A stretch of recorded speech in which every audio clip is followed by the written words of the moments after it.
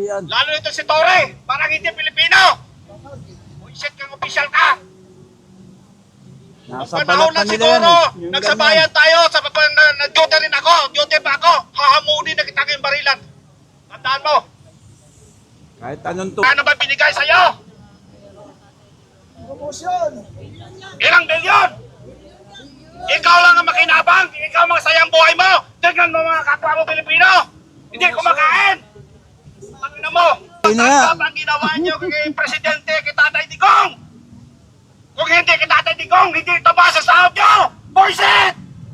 Tangina niyo, tandaan niyo, bumaliktad lang ang mundo ngayon. Tandaan niyo, sa mga palibot dyan, mga kasamahan ko, relax na kayo dyan. Hamunin natin ngayon ang mga tao. Tuwak! Dito na! Lumapit kayo dito! Tangina niyo, barilan gusto niyo. Buisit kayo ha. Sumusobra na kayo. Akala niyo kayo na sa inyo ng mundo. Delete lahat Inaabot ng kayo resibo mga ha. tuwak! Dito na ngayon! Yung matapang lumabas na dyan! Dali yung mga tangke Pati yung nga mga baril niyo! yung Subukan natin! matinong tao na vlogger. Ako balak pa itong bagsak eh. Buisit ako sa inyo dahil ang pinagkikita niyo kay Tatay Digong, hindi. Sabi ng ating Pangulo na siya daw po ay hindi nakikipagtulungan sa ICC. Ito lang po ang tanging hindi nakipagtulungan na sinurrender pa sa ICC ang ating mahal na Pangulong Duterte. Ang susunod po tagapagsalita natin ay mula pa rin po sa Davao. Yun. Walang iba kundi si Mr. Jojo Piloso. Yun. Yes. Mayong gabi sa mga Bisaya. Ayong gabi. Sa Tagalog, magandang gabi. Inahamon ko na, nandito na yung mga tao na giingon yung talawan. Dito na. Yung matapang, nagtago na. Yun lang. Walang mga Baliktad utang na na ngayon loob ang panahon. talaga. Magdasal kayo na hindi bumaliktad ang mundo. Dahil malapit na ang karawan nyo. Kung BBM kayo, hindi tayo makaway. Loyal kayo sa BBM. Anong nakikita nyo ngayon sa ating bansa? Kung BBM kayo, hindi ko kayo nahamon, hindi tayo makaway. Magkaisa tayo. Tingnan nyo ang mundo, tingnan nyo ang bansa natin ngayon. Anong nangyari? Tinatawanan tayo ng ibang bansa ngayon. Dahil sa ginawa nyo, Sinabi mo ba, para hindi kayo sniper na Pilipino. ko? Grabe yan. Lalo ito si Torre, parang hindi Pilipino. Bullshit kang opisyal ka. Nung Nasa panahon balat na na nila yan. siguro, Yung nagsabayan tayo sa nag-duty rin ako, duty pa ako, hahamunin na kita ng barilan. Tandaan mo, Kahit anong tulong mo dyan, masama parang ka hindi pa ka rin. Pilipino. Magkano ba binigay sa'yo? Ilang bilyon? Ikaw lang ang makinabang, ikaw ang masayang buhay mo. Tignan mo mga kapwa mo Pilipino, hindi kumakain. Tangina mo, Patay. dito ako ngayon, hindi ko sinasabi sa mga anak ko, pasensya na mga anak, mag-duty lang kayo ng maganda, pabayaan nyo ng papa nyo, magtanggol ko ito, karapatan ko, Yan. huwag kayo makasali.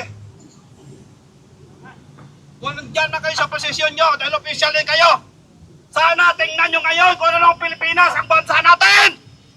Lumabas na kayo dyan! At tatapang nyo! Tangina nyo! Nakikita ko kagabi, muntik na ko atakihin. Ganyan ang mga buhaya. Pag wala na makain, maingay na yan. Hindi ko ang ginawa nyo kay Presidente, kay Tatay Digong.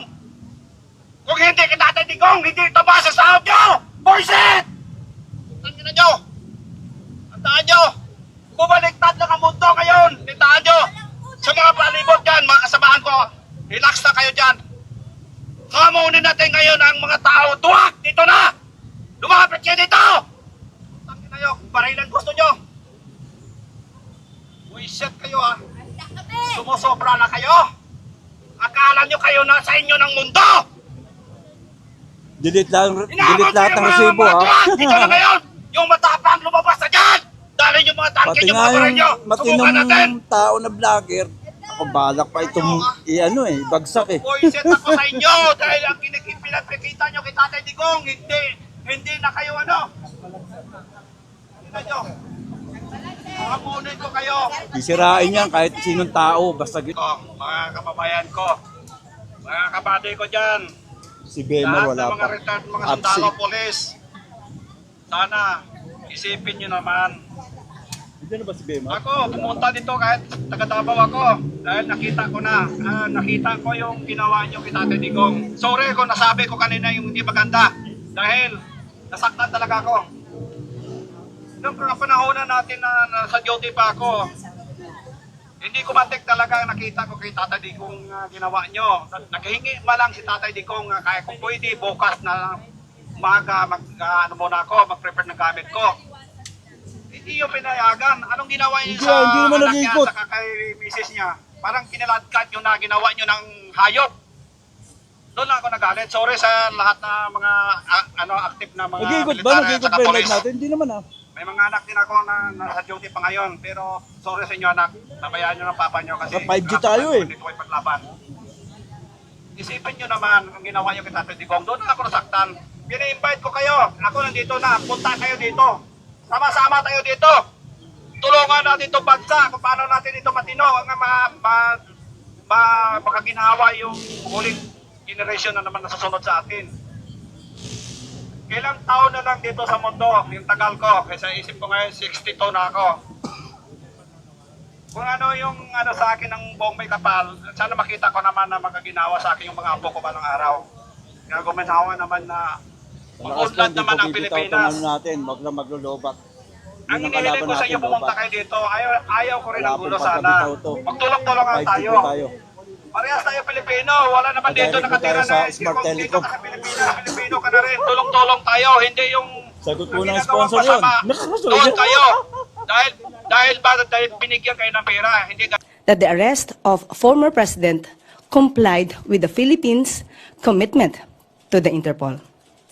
Our commitment received support from various civic and civil society organizations. Let me quote some of those statements.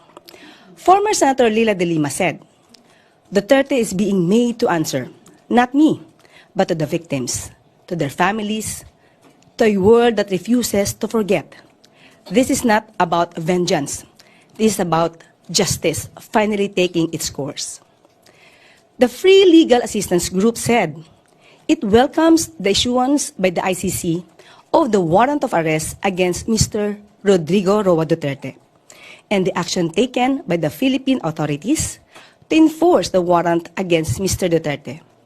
It is a significant step towards ensuring accountability for the extrajudicial killings committed during his administration in pursuit of the so-called war on drugs.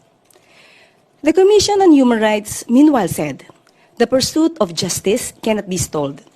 Every delay prolongs the suffering of those left behind. It bears repeating the truth cannot be silenced. Accountability must prevail over impunity." The Project Paghilom hailed Duterte's arrest as victory for justice. Sa mga nagsasabi na si Duterte ay inabuso, ito po, International Criminal Court, walang tao at bayan ang nagdidikta doon. Paano siya inabuso?